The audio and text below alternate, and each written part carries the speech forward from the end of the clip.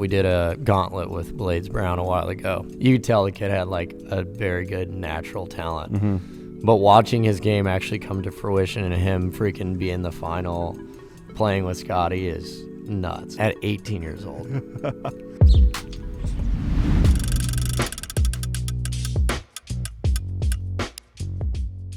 All right.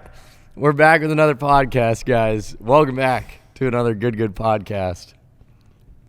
Wow. It's been a minute. I was alone on the last one. I know. You and Kendrick took on Riggs. Just you two. How did that go? It was good. I thought it went pretty well. It was a little bit nerve-wracking. There was a lot of people. It was like a live audience. No way. Like there was a lot of people in that room. At the PGA show. Which I didn't. I liked it, but I was definitely like, once I started talking, I kind of clammed up. I was like, really? a little bit, because I look back and it's like Brendan was back there and like all the guys, and Johnny was back there. Were you there, Max, for that one? No. Okay. It was solo production, Blake Mullen Films.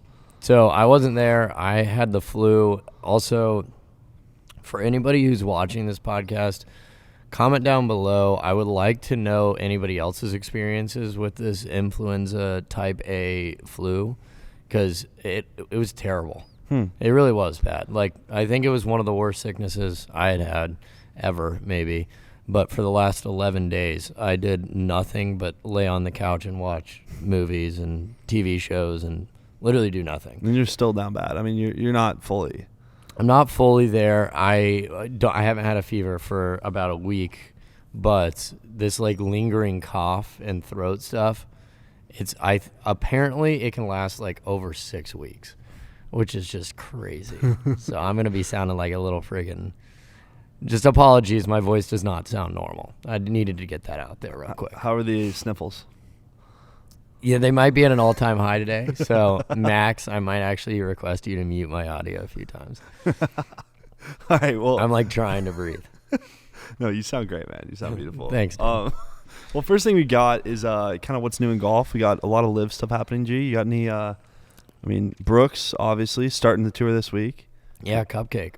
Mr. Cupcake. But, okay, where does that come from? Because I did see that in the notes. Garrett wrote Brooks Cupcake as our first talking point today. There was something like it was like a roast. I don't know. They were doing like the Bryson and Brooks beef stuff, and someone called him Brooks Cupcake, like an announcer, I think, around that time. I might be wrong in that, but I think he announced him on the first tee as Brooks Cupcake, so it's just been a thing. But, yeah, I don't know. Brooks is coming back to the PGA Tour, which I don't know your thoughts on it. I think, based off what I read online, it looks like he's paying a $5 million fine amongst avoiding, or he's now going to have to avoid being a part of one of the programs. What's the program? The Player Equity Program. So he forfeits eligibility for the equity program for 5 years until 2030. He will not receive FedEx Cup bonus money in 2026. And then instead of a $5 million fine, it's $5 million of a charitable donation, which is great. I like a charitable donation, like to the PGA Tour. It just says charitable donation. Where's that charitable donation going? I would assume maybe a PGA Tour charity or a charity of his choosing. It probably has to be approved. It's got to be some sort of white-collar money laundering crime of some sort going on there. It's got to be something, but some sort of insider thing. It says penalties mean Koepka is likely giving up $50 to $90 million in potential earnings compared to what he could have made if he'd stayed on LIV Golf or received full tour equity. So it seems like, honestly, I think just from the outside looking in, this is what seems like would happen, right?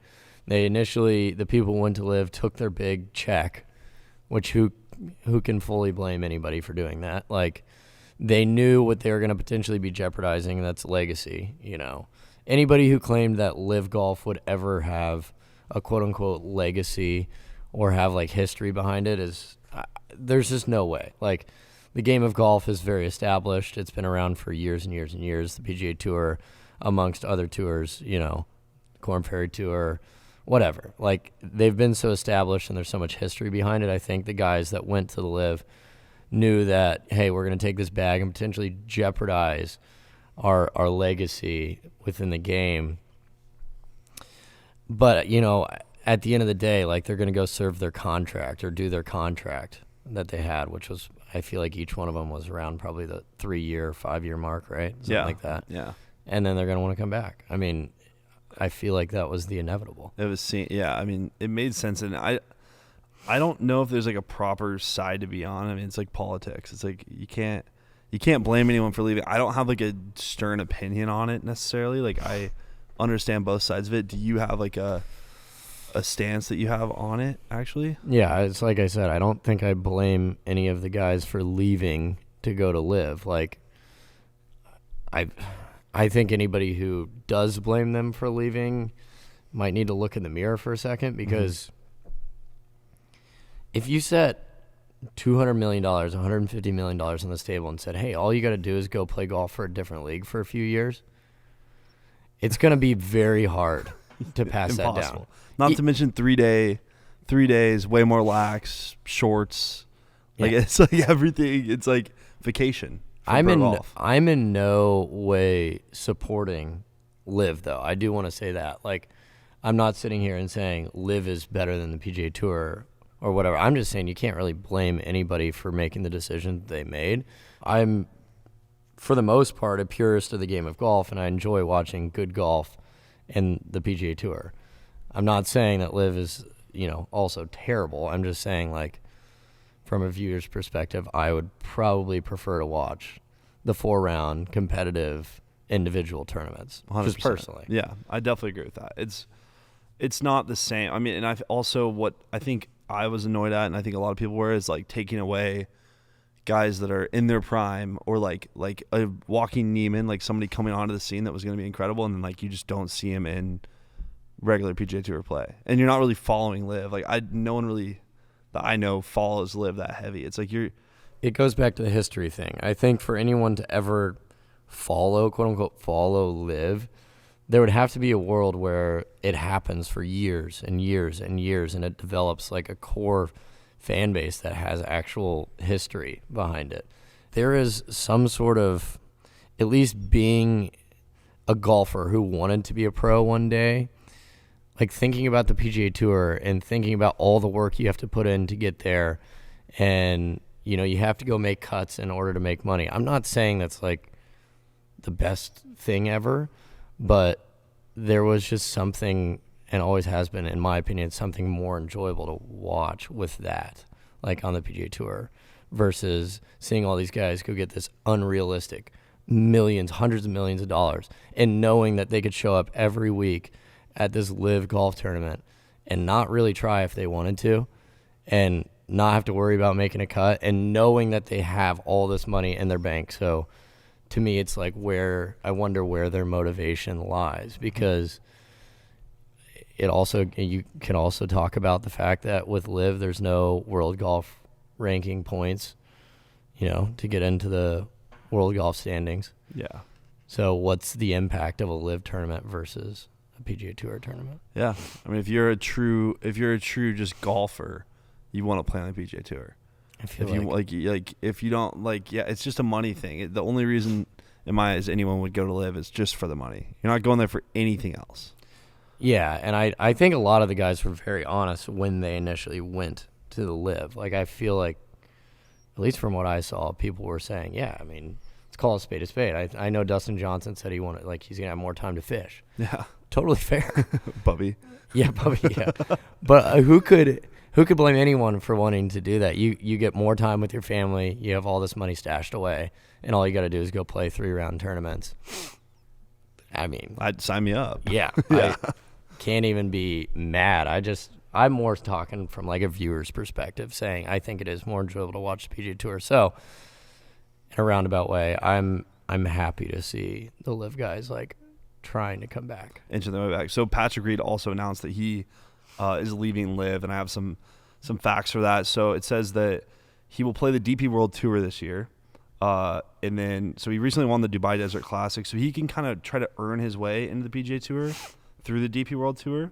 But it says since he resigned his PGA Tour membership in 2022, he is eligible to compete in PGA Tour events as a non-member. So like he could Monday queue in, sponsor exemption, special invite. Like he could play, but it looks like he's seeking reinstatement for the 2027 season as a past champion category. So, but he hasn't. I think what that means is like, because I think the last major he won was like 2018.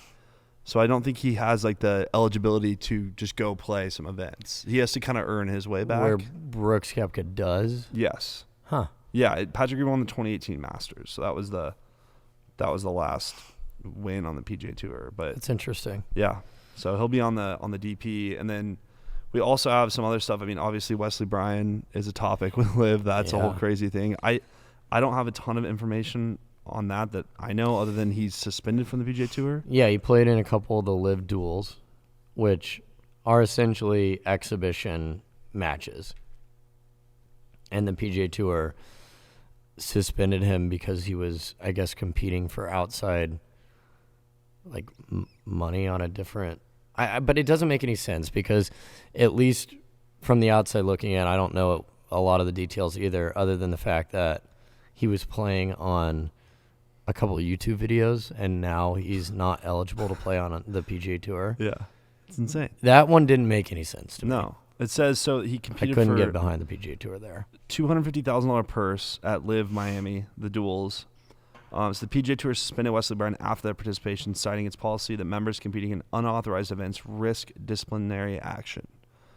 So That's so interesting. Authorized event, yeah. And then it says his suspension does not have a specific duration, so there's no like definite time frame on like when he would be eligible again. It's kind of crazy. That is weird. That's a little wild. I do want to say one take that Grant had that I actually disagreed with, and I feel like YouTube golf has definitely had a huge impact on the world of golf in general. The numbers are there, they don't lie, but Grant had said that Wesley Bryan coming back and playing in a PGA Tour event would bring more eyeballs and have more pull than Brooks Koepka, which I disagree.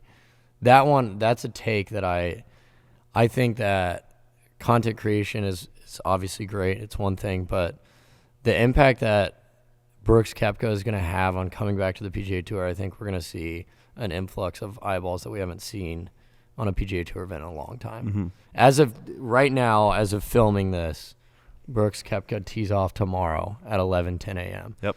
And I'm going to watch. And I don't watch regular season PGA Tour, but I'm going to watch. Yeah. I mean, well, he also is like such a polarizing figure. Like he has a lot of people that love him and a lot of people that despise him, I feel like. Yeah. And so, yeah, he's just going to have a lot of eyeballs. There's no way that Wesley would pull eyeballs like that. I'm on the same page. I'm not saying that Wesley wouldn't pull eyeballs. He would pull tons of eyeballs. I just think the magnitude of Brooks Koepka coming back to the PGA Tour is actually insane. I agree with that. How about your buddy Bryson? You got any inside info to share? I don't. Yeah, I don't. I don't. I wonder if we see more guys coming back. Yeah, I mean, I know he hinted at it. Well, did you see that post? It's kind of funny. I forget what he was like pointing out like a sign or something and like put on his Instagram story. Exit or what is it? Yeah. He put like a poll like should I leave or not? That's kind of a crazy thing to just post on your Instagram story with all this going on. You know, that was like a last. I guarantee they were just walking somewhere and saw that and they're like, let's throw it up. Yeah. What are your thoughts on just in general, like PGA Tour, LIV? I'm trying to see a world where they like the LIV Tour continues. Yeah. I think if they lose a couple of their big hitters, they have nothing else to offer. Like if Bryson were to leave, or you have the big three on LIV. Maybe I'm missing a few. Tell me if I'm missing a few. Dustin Johnson, Brooks Koepka, Bryson DeChambeau. Yeah, that's like your S tier, and then you have like like Cam Smith and Cam Smith. We're definitely missing a bunch, but yeah, I would agree that it's like probably the heaviest of the hitters. I think if those three were to come back to the PGA Tour, if those three were to go to the PGA Tour, I don't see a world where LIV operates anymore. Yeah, I don't see why it would even be relevant. I would say like we're gonna see a lot more as these initial contracts kind of fade out. We're gonna see a lot of this over the next couple of years. I wonder. You have to imagine, and they're gonna have to either dig deeper in their pockets, or the problem is they've already paid these people so much money they don't really Like what more? What kind of money is going to excite them to want to stay? Yeah. Like what? Obviously, Bryson got a massive check, but like if they counter him, like it's got to be something absolutely stupid to try to get half him $1 billion, $1 billion. Like imagine we saw $1 billion golf contract. That's nuts to think about. That's insane. nuts. But it's also like with the PGA Tour, it's kind of a testament to the PGA Tour where throughout the years anybody could play on the PGA Tour and people would watch the PGA Tour. Because if you think back to I do remember the day when no one really knew who Scottie Scheffler was. Mm-hmm. Like I remember when watching him like win his first couple times. Like he was able to go to the PGA Tour, work his butt cheeks off, and make a name for himself through the PGA Tour because of how impactful those golf tournaments are. I don't know if you could do this. You couldn't do the same thing on the LIV. I don't think you could be some random guy who makes it and is playing professional golf tournaments on LIV and like wins a bunch, and then all of a sudden like everyone knows who this guy is. Yeah. I think the PGA Tour definitely has some unique value in that sense where we've seen big names form throughout, our however many years, 25 years. Like we've seen tons of names come on the scene because they played on the PGA Tour and won. 100%. And that's like Michael Assasso, who was runner-up at USAM, so he had a Masters exemption. And I believe by turning pro, forgoes that exemption. But he turned pro to join Phil's team. I don't know if it's disclosed how much money he got paid, but that's a whole nother thing. It's like you're in that position. You're a college kid. Yeah. You get a LIV bag thrown at you. It really just depends on probably your drive and your goals with golf. Because say you don't take that money, anything can happen with golf. It's like maybe you would have never made it on the PGA Tour. Maybe he would have. But that's a crazy thing. It's a crazy gamble to take on yourself too. It is, and I think you can't blame him for making that decision, dude. It's like not at all. I mean, it's a ton of money. I mean, you set yourself up for life right out the gate. It's like, say it's $20 million. $20 million invested over however many years, he's going to be fine. Yeah. But if you go play in one Masters, I mean, he could play terrible, not make a cut, and not get status ever on the PGA Tour. Or maybe he has some status. I don't know, Michael. I don't know his full story. He might have status on the PGA Tour. But even still, even when you have status, you got to go make cuts. Yeah. You have to play well in order to make money. So or you can just kind of cruise control and go make your money. Like, I don't know. Can't blame him at all. Definitely not. No. For taking however much money that is, 20 million, whatever. I remember that kid. That kid went super viral on TikTok like years ago with his swing. Like, I've been following him for a long time. I do remember that. Yeah, I do remember that. It's kind of cool to see. I mean, I think I can't blame him. I do the same thing. Yeah, and also it's like I'm not even trying. I feel like I'm just saying how I see it, but I'm not trying to bash LIV because it is like. It's not to say LIV doesn't have an impact. I just think the PGA Tour has a bigger impact on golf. And maybe it's a hot take. Probably always will. Yeah.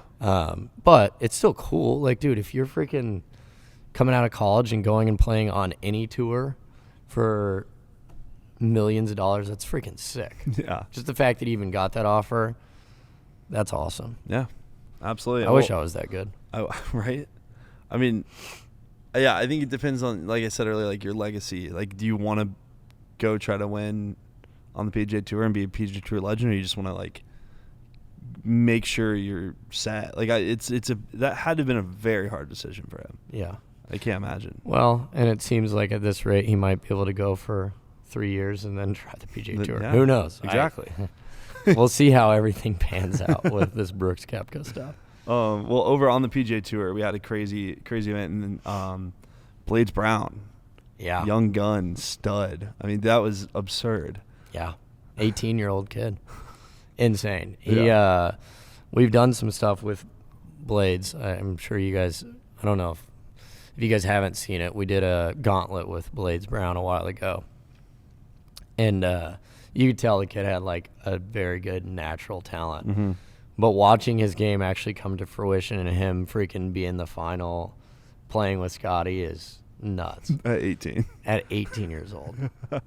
That's that's crazy. Dude, think about what you were doing at 18. I can't even say on here. Bro. What were we doing at 18? We were hanging out. Yeah, we were. Was that like that would have been Is that senior high? No, that's freshman year of college. senior/freshman. Yeah. Yeah. Dude, that's crazy. Also, just an all-time name. Like, I hope he's the greatest golfer of all time. He's got Blades Brown. That's like Tiger Woods level aura on just strictly name. We need a fact check, Max, if that's his real name. It is. Blades Brown. I think yeah. That is so sick. I wonder if his parents knew that he was going to be a golfer and was just like, yeah, we're naming you Blades because you're going to hit the hardest to hit golf clubs. I'm gonna name my kid Chunks. Shanks Clark. Shanks. Why does that go kind of hard? It kind of does go hard. Shanks It's like Clark. a good dog name, maybe. But yeah, that was cool to see for sure. And then obviously Scotty just putting on a masterclass. I know we were talking earlier just about how dominant Scotty is, but I mean, just crazy. Dude, I wonder, like, he actually has the ability to potentially do something that has never been done before in golf. He could be, like, it's crazy to now actually say it, but he might be one day greater than Tiger Woods. You never know. That's what I was going to ask. Yeah, I mean, I'd love to compare the stats. I don't have that right now, but, like, he's on just a generational run. The fact he's already won this year, it's like you just know, like, he's favored to win. He's just always in the hunt. Every major, everything. And the only other guy to ever do that in golf, I mean, I don't know about Jack Nicklaus. He might have done it in his prime. But I know Tiger Woods was, at one point, I believe this is true, at one point, one of his years, he was winning 20% of the times that he played. His starts. 20%. That is insane. It's so crazy. Which also is like, puts into perspective how crazy golf is, because if you're a sports team that wins 20% throughout a season, you're considered the worst team in the league. But if you're a golfer and you win 20% of your starts, you're considered ever. By far the GOAT. Yeah. It shows you how crazy golf is. Like, it's, I mean, what, the fields have 144 players? Yeah, I mean, that's why. But yeah. I mean, but still, like, it's just nuts. And, like, I don't know. I think he definitely is, like, the one guy that has a chance for sure. Yeah. Him and Blades. Dude, if Blades gets a win under his belt here soon. Dude, at the age of 18, you never know. It'd be so just never know. I'm going to be pulling for him for sure. Do you think golf is the hardest game of all time? I like how you said game. What are we comparing it against? Everything. Other sports? Yeah. I mean, golf's a game, not a sport. But so are we comparing it against games or sports? Games and sports. Games and sports. Yeah. I used to love to tell people that, like that it definitely is. But I just don't know. I mean, I think there's so many things that, like, hitting a fastball in a major off a major league pitcher. Like, there's so many things that, like, could be insane. Or trying to, like, that's hard. Do you have a take on that? Yeah, I think it is. Yeah. I think it's the hardest game of all time. Yeah. I think hitting a fastball against a major league pitcher would probably be one of the hardest things to do within a sport or a game. Or just trying to get it hit in general, yeah. I think, like, the equivalent to hitting a fastball on an MLB pitcher would be like shooting a 67 at a PGA Tour course. Mm-hmm. Which a lot of people just never do. Yeah. I mean, I've played golf my whole life. 69. Breaking. Just breaking. I would say the equivalent would probably be shooting a 69. Is that a good comparison, you think? Yeah, probably. I mean, I don't know. Here's the thing: if you trained golf for 10 years straight and trained baseball for 10 years straight, where are you going? I guess, where do your skills compare? I think you're getting more hits. If like starting now, if you train just hitting for the next 10 years, I think you're getting more hits against an MLB pitcher versus if you start now and you train for 10 years of golf. I think you're breaking 70 less in those 10 years. Proportionally, I think you're getting more hits. Yeah. Do we have any other sports that are... That was probably a terrible comparison. Yeah, I liked it. I don't know if I like that. Was a bad comparison, I feel like. No, I mean, I'm trying to think if there's any other sports that are comparable to that. Like I don't know, trying to run a route and catch a ball against Sauce Gardner. Like, Okay, let's dumb it down more. Okay, making an eagle in golf versus hitting an MLB pitcher off an MLB pitcher. Which one's harder? you're gonna make an eagle. Like, it just happens. So I feel like you make a crazy, like, there's luck involved. in 10 years, if you straight practice each sport, are you making more eagles or are you getting more hits? Oh man. Say you take you're getting more hits. You're getting more hits, no doubt. Yeah. Yeah, I think because so. the guys that on tour even don't even have that many eagles. I think that's It's like shocking. it's still a bad comparison though. I feel like that's not a good comparison. I feel like that's bad. The thing for me about golf is like all the outside factors. Yeah. Outside, like obviously you have to be good, but then like it's like sharpshooting and a sport. I don't know. It's Mental. do you know what I'm saying? Yeah. It's mental. It's you Yeah. versus There's everything. the weather. There's the lawn that's clipped a certain way. Like versus the pitcher and then you hitting the ball is like you two. Obviously, there's still a lot of both, but do you know what I'm saying? No, I agree fully. I think that you know what? And thinking about it now, it's like we watched Sharf, Sean, and Bubby and Brad all get hits against, a minor league level pitcher. Or was he, or major league? He was a major league pitcher, actually, in Chicago. And I think that showed me, it's not saying that's easy. That's not an easy thing to do. That's nearly impossible. But I think it's harder to, make an eagle in golf. So Justin Thomas holds the record for most career eagles on the PGA Tour. How many eagles do you think? 100. 136. Yeah.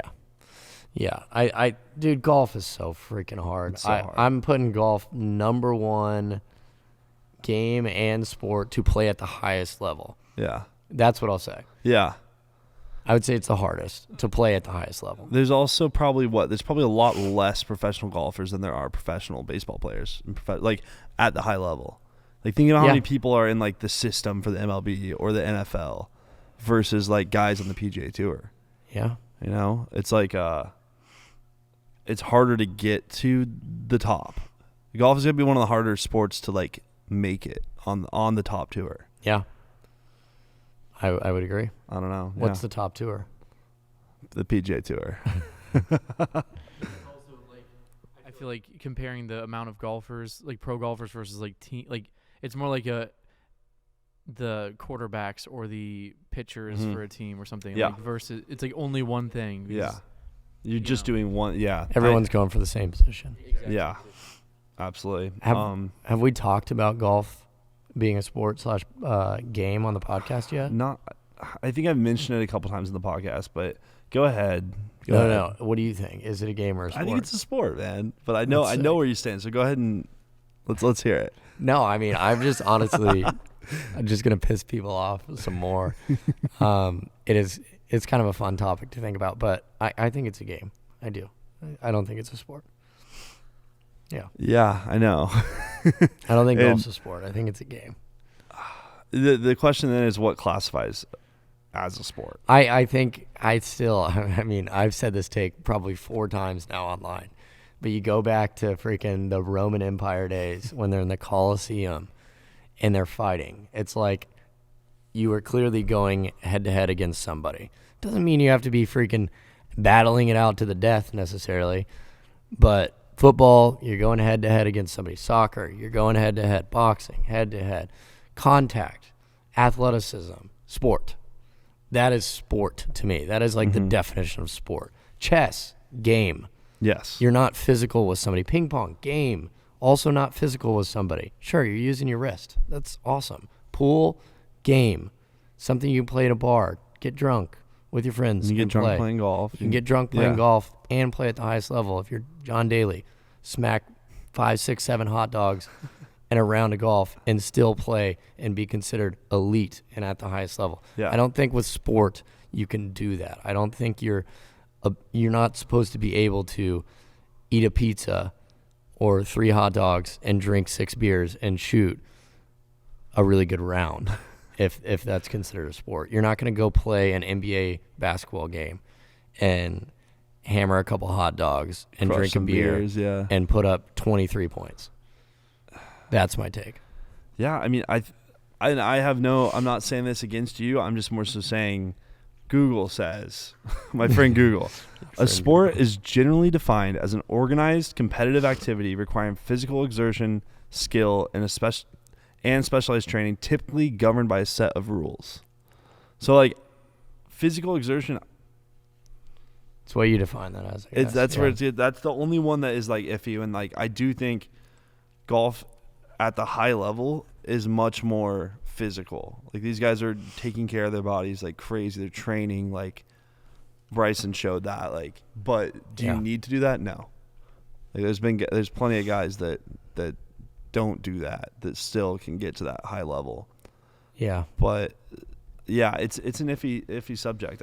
Your really good take on this was when we played in Austin, and it was like a whole hole where you're just talking about it. And I just remember I do see your argument, but I mean, definitely leave some comments what you guys think about Garrett's kind of take on it, because I think it is interesting, and you stand by it. I do stand by it. Yeah, I think it's like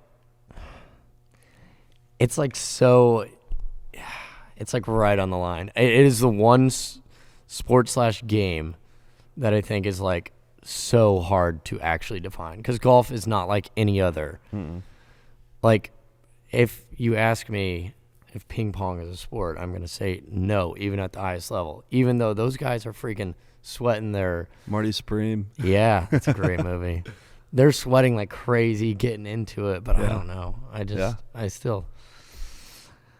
to get myself canceled. Well, say we put golf in its own category. So there's sport and game, and golf is in its own floating thing. I think it's a lot closer to a sport than it is a game. If it is in its own island over here, I think it's leaning more towards sport than it is game. I disagree. All right. Yeah, I stand by my take. I know a lot of people are going to hate that, but I do disagree. I think it leans a little more towards game. The greatest game ever played. Great movie. It's the greatest game ever played. It's not. They didn't title that movie "It's the greatest sport ever played." Okay. That's the greatest game ever played. You had that one loaded up.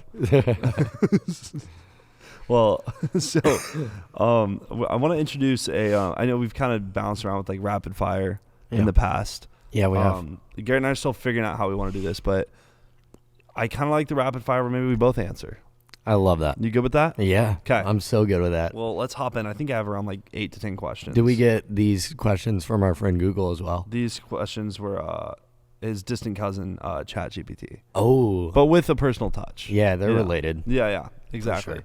But in the future, if you guys want to leave comments on these videos that our buddy Max can pull from, we're happy to answer that kind of. I think that'd be kind of fun. Some fan questions. I love that. We can even say who asked them. I love that idea.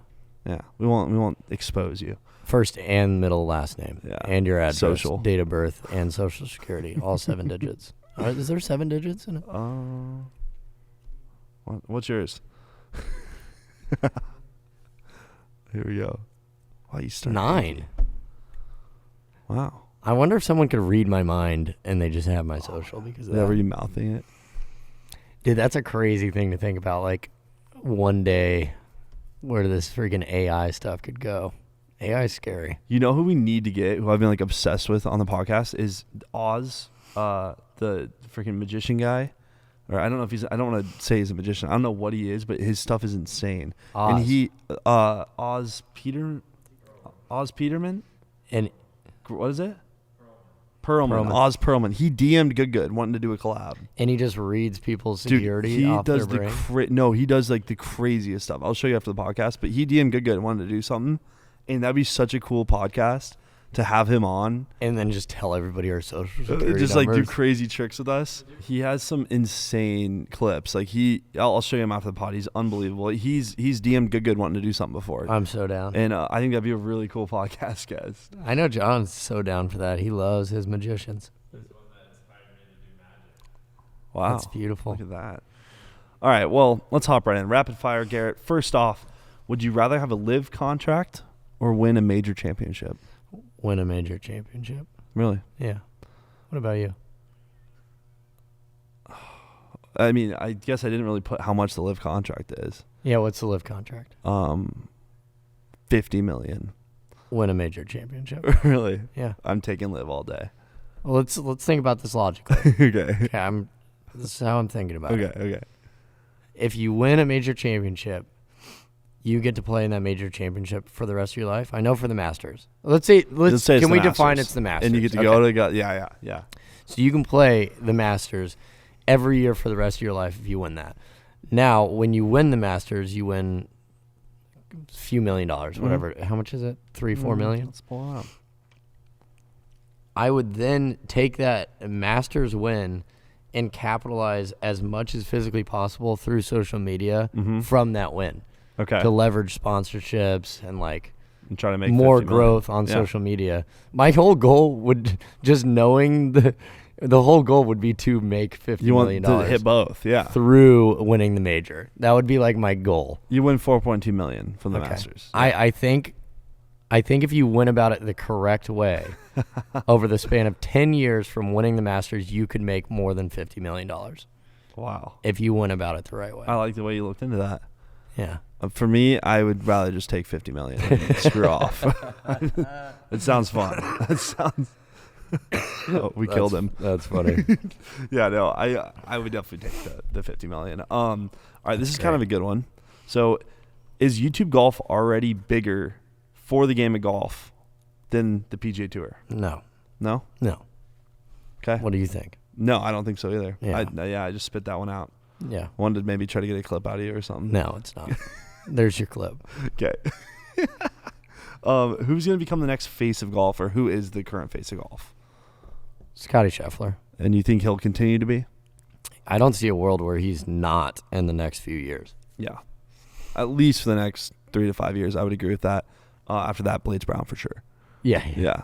This is a Blades Brown Glaze podcast. Blades Brown is number 2, actually. All right. Who's going to win the Super Bowl this year? Seahawks. I'm not saying I'm not a fan of the Seahawks. I just wanted to see a good Super Bowl, so I'm pretty bummed about it. Yeah. I think the Seahawks are a much more complete team, but I want to see Drake May win a Super Bowl. I think the Seahawks are literally going to pound them harder than we've ever seen a Super Bowl team get pounded. And I think that's worse than the Chiefs. Yeah, I think so. That's the sad part, though. Since the Chiefs weren't in, all I wanted was a good Super Bowl. Mm-hmm. Not going to happen. Yep. All right. I'm kind of with you. I mean, the Seahawks look unreal. So yeah, I'm gonna eat my word. I hope I eat my words when the Patriots make it an overtime game and destroy and win. Okay. This is a good one for you guys. Actually, the next one. Sorry, this one. What's your favorite good memory ever?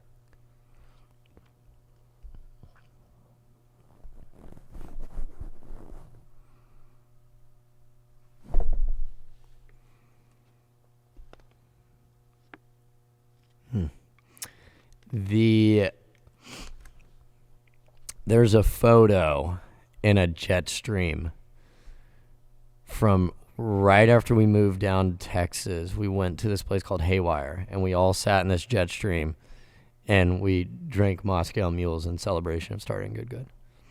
Love that. So right at the inception. Yeah, right at the inception. It was before any trip, really any content. It was first conversations of it. What about you?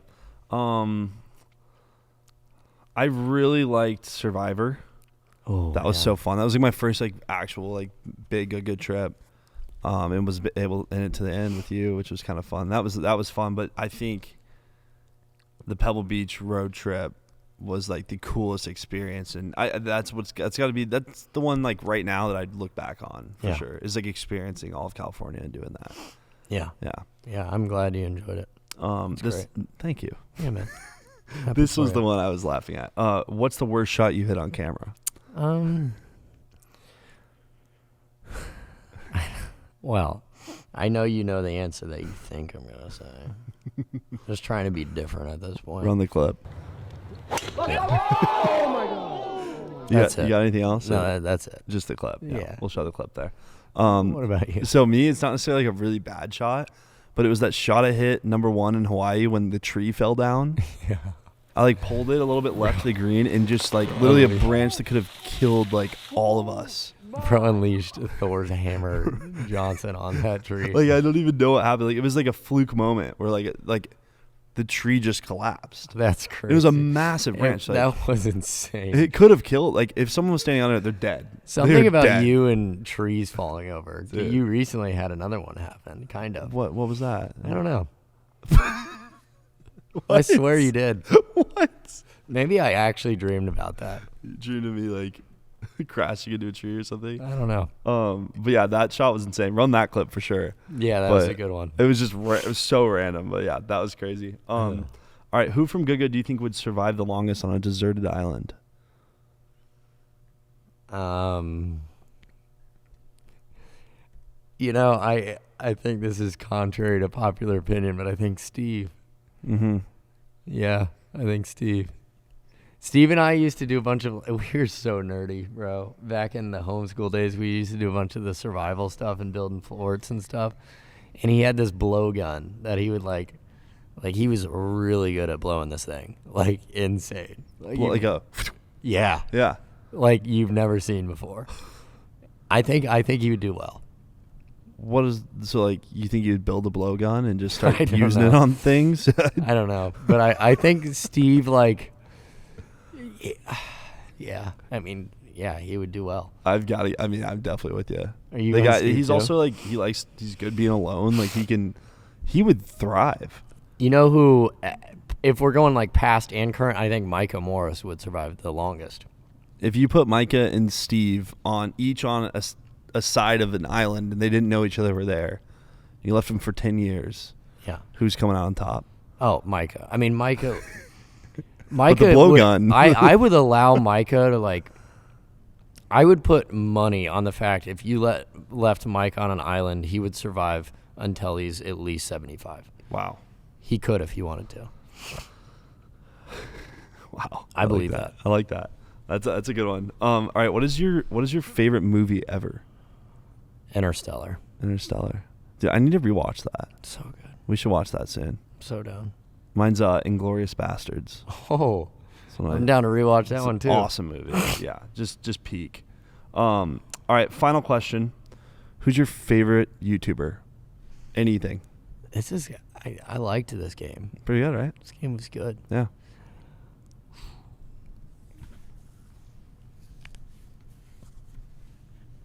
I kind of got to think about this one too. Yeah, I gotta. I think I'm going to go to my YouTube. Fernando. Probably John McCarthy.